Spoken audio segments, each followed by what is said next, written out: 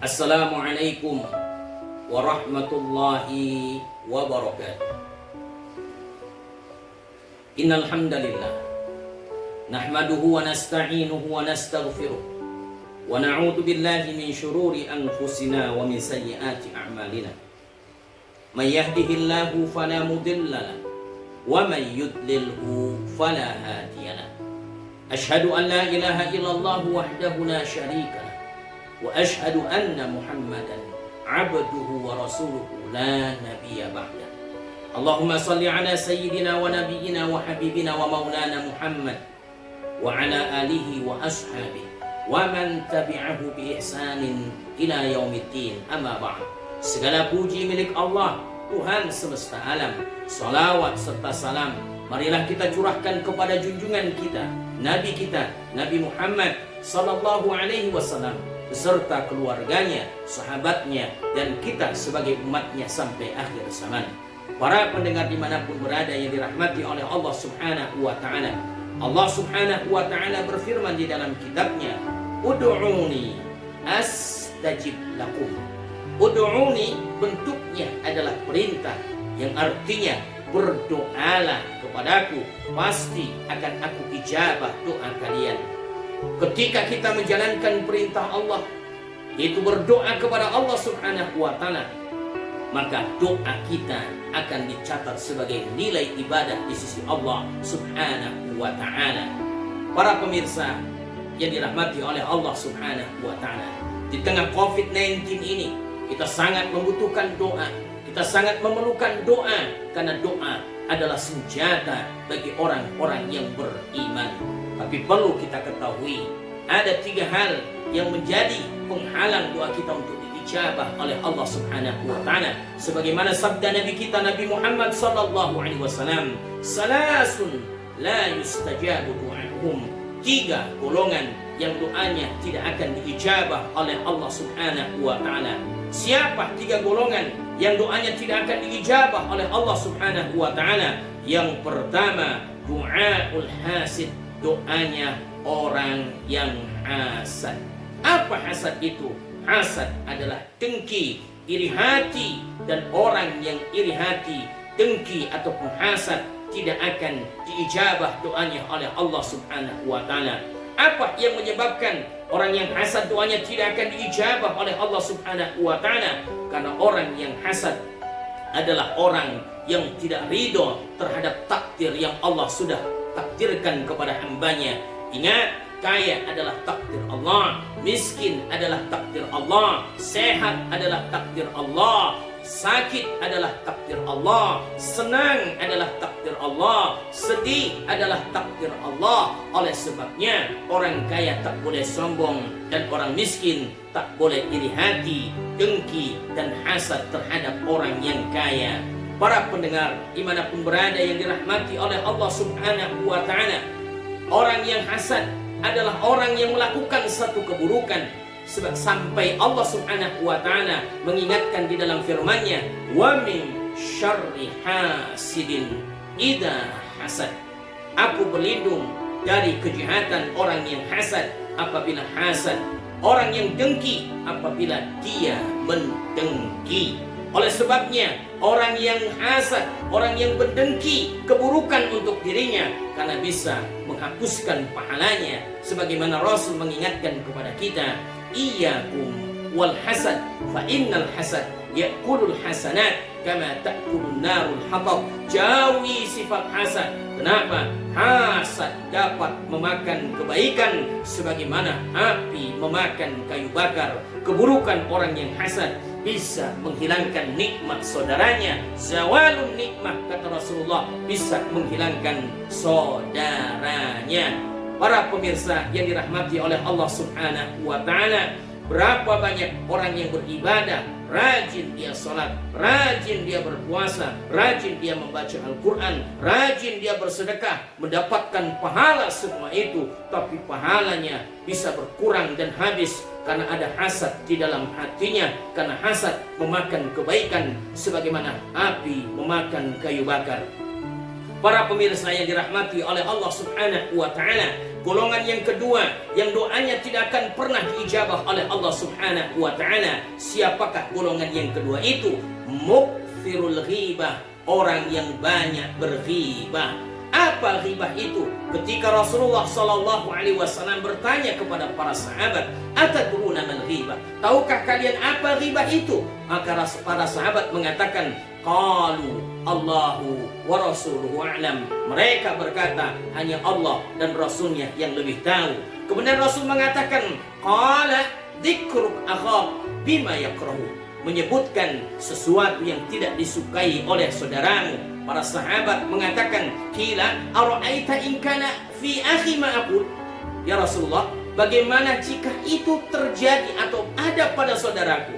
Maka Rasulullah bersabda, in kana fihi ma taqul faqad irtadta wa illam yakun fihi ma taqul faqad bahatta. Jikalau itu benar terjadi ada pada saudara kalian, berarti kalian sudah berghibah. Tapi kalian menyampaikan sesuatu yang tidak ada pada saudara kalian, berarti kalian sudah berdusta. Para pemirsa yang dirahmati oleh Allah Subhanahu wa Ta'ala, Rasul mengingatkan kepada kita, iyakum wal ghibah, jauhi ghibah. Kenapa? Orang yang berghibah mendapatkan 3 musibah. Apa musibah yang akan didapati oleh orang yang berghibah? Orang yang membicarakan aib saudaranya. Yang pertama, kebaikannya tertolak, bahkan kebaikannya akan selalu berkurang. Yang kedua, musibah orang yang berghibah, keburukannya akan selalu bertambah. Dan yang ketiga, musibah untuk orang yang berghibah, doanya tidak akan pernah diijabah oleh Allah Subhanahu wa Ta'ala. Di masa Bani Israel, ketika Nabi Musa mengajak Bani Israel untuk meminta agar Allah turunkan hujan setelah Allah tidak menurunkannya bertahun-tahun, maka Nabi Musa memohon kepada Allah, ya Allah, turunkan hujan untuk kami, kasihani kami ya Allah. Tapi hari yang pertama Allah pun tak turunkan hujan. Hari yang kedua Nabi Musa mengulangi untuk mengajak Bani Israel berdoa kepada Allah Subhanahu wa Ta'ala agar Allah menurunkan hujan, tapi Allah pun tak menurunkan hujan. Sampai hari yang ketiga Nabi Musa dengan Bani Israel meminta kepada Allah agar Allah menurunkan air hujan, tapi Allah pun tak turunkan air hujan. Maka Nabi Musa bertanya kepada Allah, ya Allah, 3 hari kami berturut-turut meminta berdoa kepadamu ya Allah agar engkau turunkan air hujan, tapi kau tak turunkan air hujan. Apa dosa kami ya Allah? Maka Allah pun berkata, hai Musa, bagaimana aku akan turunkan hujan sementara penduduk negeri ini banyak yang berghibah, banyak yang menggunjing, banyak yang mengadu domba, banyak yang memfitnah.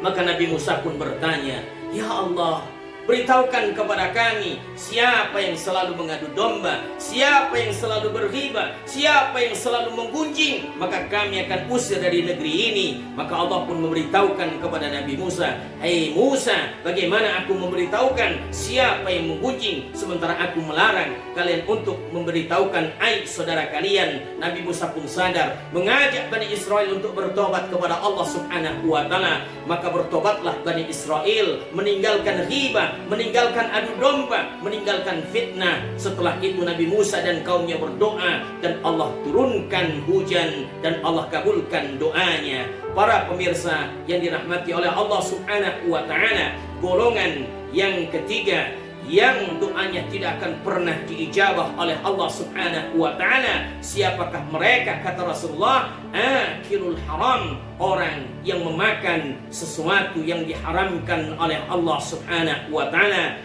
Haram ada 2 macam. Ada yang diharamkan zatnya, sudah Allah terangkan dalam kitabnya, sudah diterangkan oleh Rasul dalam hadis-hadisnya. Tapi banyak orang yang tidak menyadari, dia makan yang halal tapi lupa akan sumber yang dia dapatkan. Dia makan ikan yang halal, dia makan kambing yang halal, dia makan sapi yang halal, tapi hasil yang dia dapatkan hasil dari korupsi, hasil yang dia dapatkan dari mencuri, hasil yang dia dapatkan dari menipu orang lain, hasil yang dia dapatkan dari riba. maka sama, walaupun dia memakan zatnya yang halal tapi sumbernya yang diharamkan oleh Allah, maka apa yang dia makan juga sesuatu yang diharamkan oleh Allah Subhanahu wa ta'ala. Dalam satu hadis yang panjang, di tengah hadisnya Rasulullah menceritakan, dzakarur rajul yutirus safar asy'atha akbar yamuddu yadayhi ila sama, ya rab